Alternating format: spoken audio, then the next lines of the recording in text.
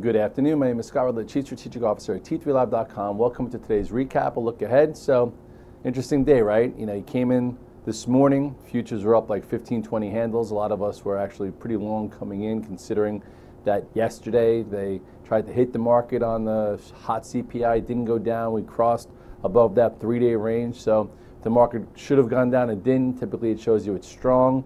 In the first half hour, everyone had an opportunity to sell some of their longs, even get short versus a 15, 30-minute high. Things went red.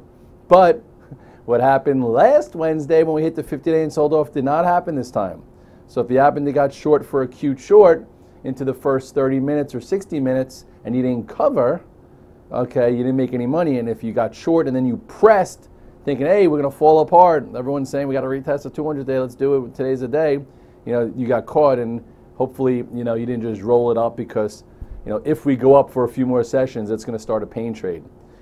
Some people are like, what's the definition of a pain trade? A pain trade means, think about it a week ago. Think about how much we bought of the Spiders and Apple and all these names, on Friday into the Monday reversal. Then even, on Tuesday when we held in there, I had a lot of size, and then yesterday was a great day too. They've all been pretty good days, but now, when I get into a little bit of a stressful head is when, after 5 days, you get a few more days where you're like, I can't really buy this now. But then you'll start taking the other side of the trade and you start losing short. So for me, I'm just happy to be very flat and flexible. I'm not caught short. I actually made a little bit of money short the first, 30 or 60 minute move, but then just stayed away. So for now, I'm going to be very light because in this point, if you've been a member of Redler Ultimate Access or Redler All Access, my day count rule. Whenever we get to day 5-ish, I tend to back off because I don't want to get caught buying and chasing again when things could be, tougher to continue. So anyway, you look at the chart of the S&P cash, wow, I love when things are calculated. If you sold here when the ascending channel broke and got below the 8-day and the 21-day, you had all the opportunity in the world to buy the red dog reversal here and at the 200-day. Then we actually had a few days of buying the dip. What does that mean? It means here's your Friday, Monday bounce. Tuesday held in there. Yesterday held in there. Cleared this spot. And then today opened up into the moving average, came down, and then closed strong. Last time we were here, it closed red, and then that happened.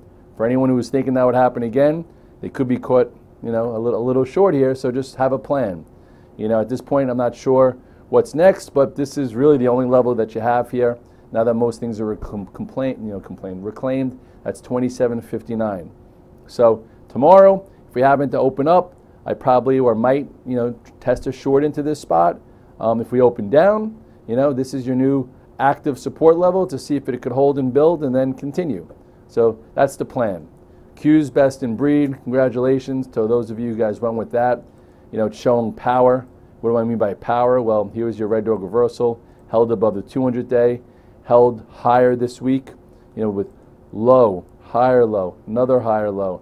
Took out this spot, reclaimed all the moving averages, and this trend that broke could be retested pretty soon. This would be a pretty big resistance. First kiss, it got rejected here. You had a spot to maybe cover some, and then powered along. As far as the XLF, also very strong. Not as strong as the Qs, but making its way back up. This too, red dog reversal. So, hold on, I gotta sneeze. Excuse me. Sideways action, and then cleared its inside wedge, and now looks like it's on its way up to retest this spot, and then this would be your next spot. Ultimately, hard to sink your teeth in now, long, but at this point, if you're looking for shorts, you have to be quick. I actually caught a cute little short in JP Morgan today. But then got away from it, thank goodness, because it came right back up and it was very easy to lose. So just so you know, the definition of a cute short is a quick short against trend. How could you have made money short JP Morgan? Let me show you. It was not easy. Well, this is basically what happened. Okay, this was your trend from this move into here. So this kind of was your first initial hour. I saw a divergence here, came back down, shorted verse here, added on this move down, thinking that it would go red, and then covered into this spot, and that was it. Got away from it. Look at this big wide range bar. Basically said, hey, I'm not ready to continue going lower, and then it closed okay. But really, is this spot versus the highs was calculated. Here you had a little bit of a pressure point to add, but then you had to take it. That's your cute trade within a very strong trend. Anyway, moving forward. Yesterday I tweeted to you guys I got long oil. That actually was a good one, different type of trade, just to play some catch up.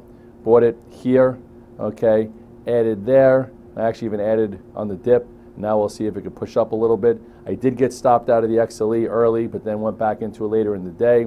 It did not rally, with the rest of the market still so beat up, thinking maybe it clears this and could see close to 70. I did buy it back. It's not strong. It's a laggard sector.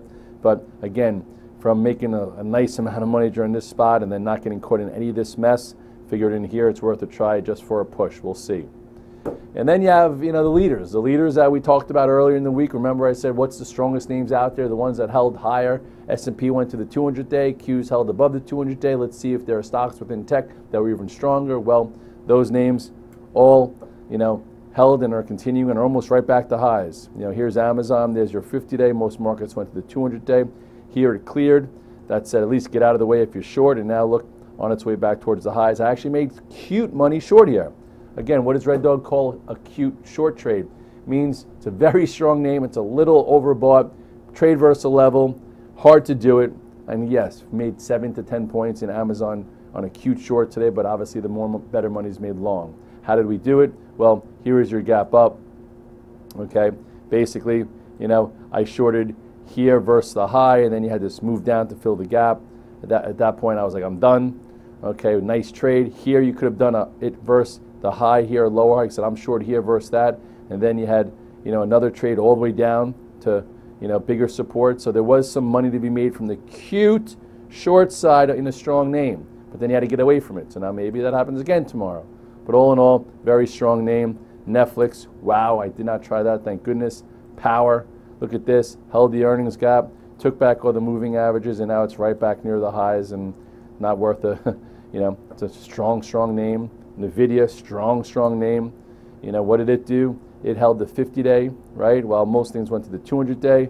And then that one day kind of shook people up when it was off on Monday, but then reclaimed it real quickly, and now all of a sudden you're right back to the highs. So we'll see what happens here. If we start seeing some of these leaders power above prior all-time highs, that, there's not a high probability that we test those lows. Maybe we pull back a little bit, but, in a weak market, they would not let these things come all the way back up here.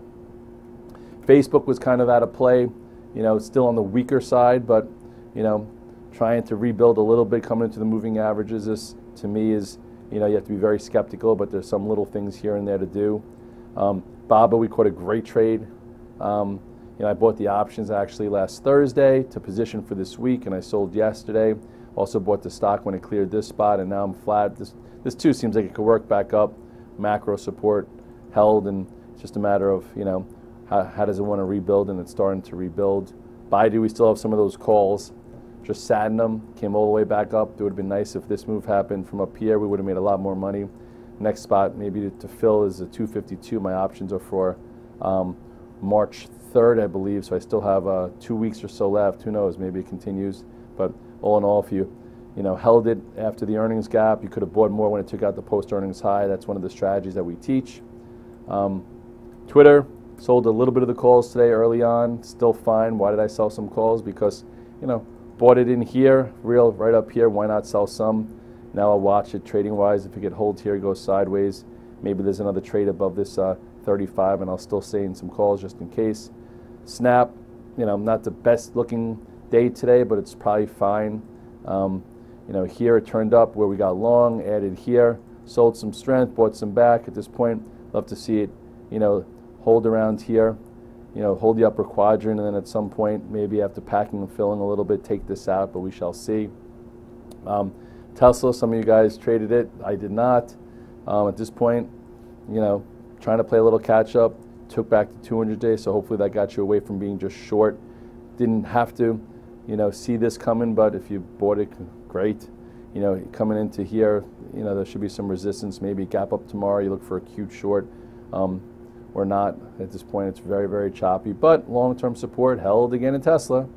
So at some point, this big range will resolve in a way. Here is your upper end of the range. Here is your, 2/3 end of the range, and now it's just coming back up. So it's still maneuvering itself. There's trades here and there, but I'm not hyper focused on it right now. What else? Overstock had a nice day today. I thought they were going to come out with earnings from my Overstock analyst, but they're not supposed to come out till the 20th. I don't know what he was thinking. But anyway, gapped up, held it strong into the moving averages.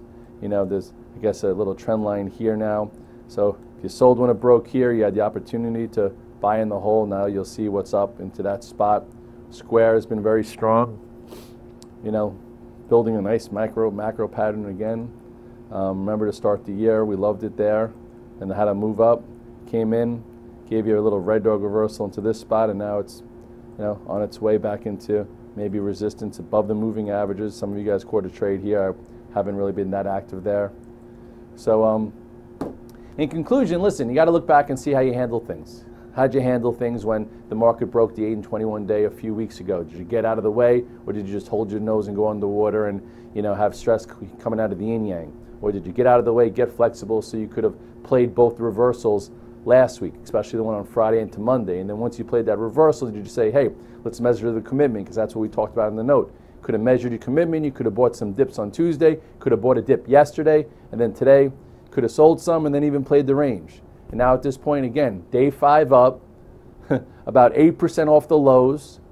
If the market was that feeble, it probably wouldn't have bounced more than a third. It's taken back over half, so you have to just not have short in the brain. You have to be more flexible. But if, again, you feel uncomfortable buying after 5 up days, which makes a little sense, just don't be blindly shorting things, because it can continue. And you don't want to be caught in a pain trade if it does.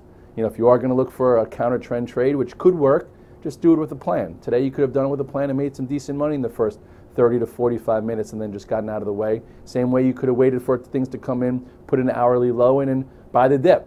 So the ranges are bigger, the action is widespread, lots of things to do. As far as the crazy buy in the hole at the 200 day with the red dog reversals, that's out of the way. At this point, now the question is, where do we maybe stall? Where do we digest? Where do we start some new ranges? Do we have some bull flags? And what's next? But to me, the meat and potatoes are out of the trade now. It's a little, there's some juice around to catch, but that could be a little loose, and you don't want to slip on your, your cajones. But anyway, it's Thursday. Tomorrow's Friday. We'll see how we open. We'll try and, put together a plan, make a little bit more money to go into the long weekend. It is President's Day Monday, and I hope everyone's feeling good, feeling like they capitalized on the action, and hopefully, if you read the note, follow the tweet, the tweets, and this and that, I would think you did. And let's continue just to stay consistent and keep moving forward, and I wish everyone a great night. Bye-bye.